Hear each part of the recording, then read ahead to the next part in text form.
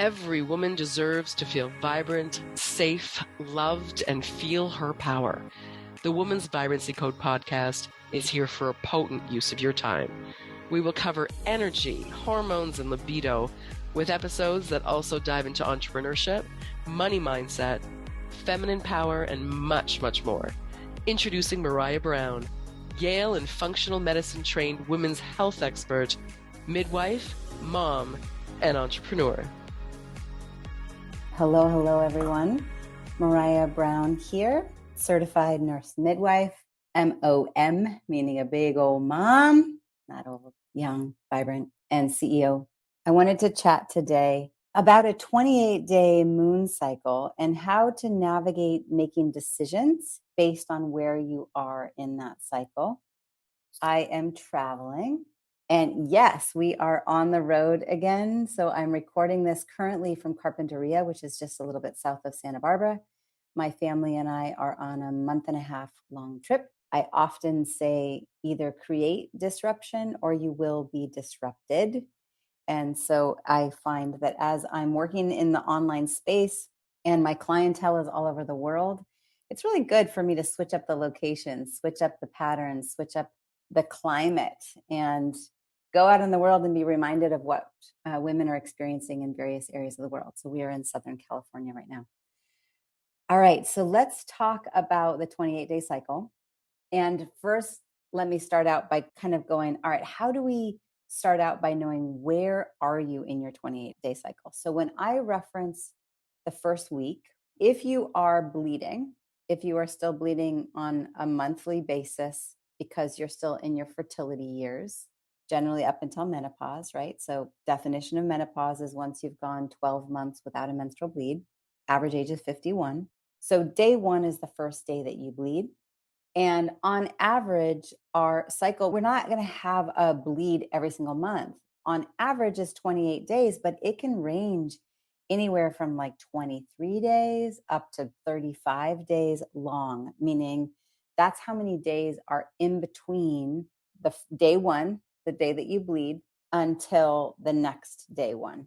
Now, if you are on contraception and you're not bleeding, I encourage you to utilize what I'm saying and start tracking based on where the moon is. Same with if you are in perimenopause, if you're in your 40s and your menstrual cycle is becoming irregular or you're having haphazard spotting, if you're postpartum and you're breastfeeding and you're not having a bleed yet. Like, listen, I got pregnant with number 2 and I never bled, right? So I went from becoming pregnant with number 1 my entire pregnancy, breastfeeding at least every 4 hours. And then I got pregnant at the 1-year mark when I had not yet had a menstrual cycle. Now, here's the kicker. If you're not on contraception and you're not into menopause yet, the reason you bleed is because you ovulated. So it's always in retrospect. So that's how I was able to get pregnant with my number 2 baby without actually ever having a menstrual cycle. So I ovulated, didn't really know. We had a fun date and then never bled. And then it was actually like 2-3 months in where my 1-year-old kept pointing at my belly and go, and he was like pulling my shirt down. And I was like, are you wanting to breastfeed? No. And he kept pointing and I looked at him and I said, are you trying to tell me I'm pregnant? And he went, yes, like his way of saying yes. So I took a pregnancy test and it was positive. Okay. That was beside the point, but a fun little story. So what we're talking about is that menstrual cycle. Okay. The 28-day cycle, your moon cycle. If you are beyond menopause and you're not bleeding at all, same thing. I want you to start tracking. I want you to track based on where the moon is. And women say, well, what do I track if I'm not bleeding? Here's the deal. Yes, our bleeding is our 5th vital sign. Yes. But there is so much more to track when it comes to our 28-day cycle. Okay. You can track your energy level. You can track your libido. You can track your vaginal discharge. You can track your anxiety, your depression, your creativity. You can track aches and pains in your body, bloating, constipation, diarrhea, headaches, feelings of love and attraction, feelings of wanting to be in public spaces and around lots of people versus wanting to be alone. Okay, there's so much. Breast tenderness is another one you can track. You can track your sleep. Okay. And what I recommend is that you track for a good 3 months. And when you're tracking, for the clients in my program, I make a little Google Excel kind of sheet. It's not the most pretty. I know that there's some out there that are more beautiful, but a lot of the apps on the marketplace, it's really catered towards fertility and just tracking your menses. But what I'm talking about here is much more than just your bleeding, okay? Especially if you're not bleeding at all due to contraception or being postpartum, or maybe you have PCOS, maybe you're in perimenopause, maybe you're beyond menopause. Okay. So that's number one, is how do we track? And then what am I talking about? So day one is the first day that you bleed. Okay. That week I consider our winter time. Then we move into spring, summer, fall, and back to winter. Okay. So specifically what I want to talk about today is decision making based on where you are in each chapter of that. If let's assume it's a 28-day cycle. Now here, if you're not exactly on 28 days, it's perfect. It's normal. It's all good. Okay. So you're going to shift this, but we're talking like in general, we're going to break it up into 4 chunks. Okay. That first chunk, when your bleeding time, or for many, it's the full moon time. Okay. That is the time of rest. That is the time of self-reflection. That is the time that our intuition is really solid, very strong. I think of that time as women, as womb holders. Even if your uterus has been removed, you were still a womb holder at one point. We become deeply connected to one another. I think of like root systems, kind of like trees. It's when our priestess energy is strong, our psychic ability is strong, our intuition is there, our spirituality, our connection to God, whatever word really resonates with you, okay? Our higher alchemy, okay? It's collective healing time. And it's a time to really pay attention to what comes. It's a time to allow for quiet. It's a time to allow for more alone time. Okay. I think of winter, you're going to wrap yourself in a blanket with a hot cup of tea, like cinnamon, ginger, hot cocoa tea by the fireplace, and a good book or a journal. Okay.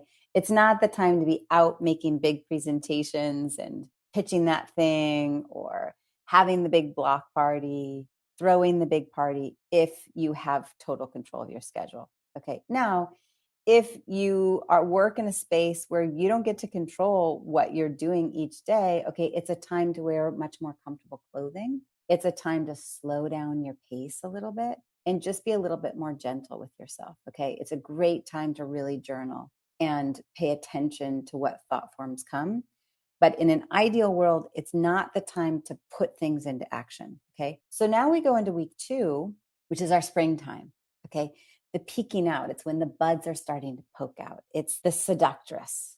Okay. It's when we become a little bit more external. It's the time of the maiden. Okay. It's unabided bravery. It's passion. It's commitment to vision. It's a time for creative brainstorming. Okay. So at work or in your family dynamic, this is the time where you bring people together. You do want to be surrounded by people. You do want to be in a really collaborative, creative space. Okay. So if you are a CEO like me and you have a team, that's the time you're going to bring the team together, and you're going to go, all right, here's the ideas that I had when I checked in with my intuition. Here's the visionary. Here's what I'm wanting to put into place. Let's brainstorm. Okay. If you are planning a big party, you want to create change in your community, this is the time to bring people together in a group dynamic, to be creative, to allow the blossoming, to allow that springtime budding to come out, but not necessarily put it into action yet. This is the time where we take our ideas and we start mulling them over, stirring them up, putting them into possibility in a creative group dynamic space. Okay. Then we move into week 3, which is our summertime.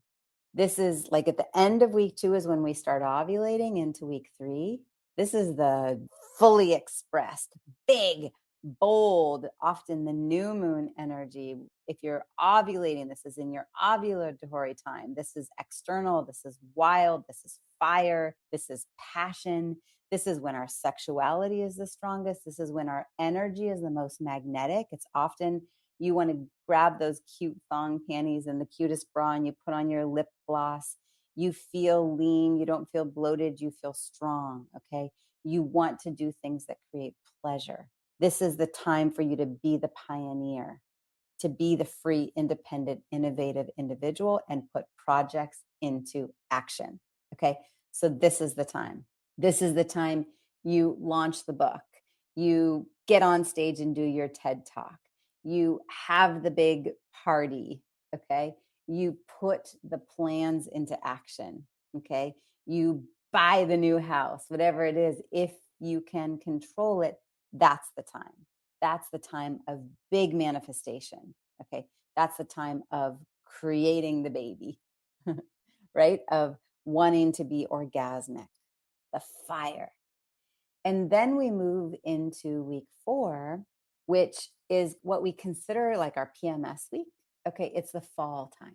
It's the time where generally, if you're going to be irritable, if the viper is going to come out, that's the time. It's when sometimes for women, the aches and pains show up in their body. They are just a little bit more choiceful, let's say. It's the mothering, nourishing, deeply connected time. Okay, so we still want to be around our people, but you want to bring it into your close circle. Okay, if you run an organization where there's lots of people, this is when you come together brainstorming with just your leaders. If you have lots and lots of friends, this is the time where you go on a walk with your very closest trusted friend.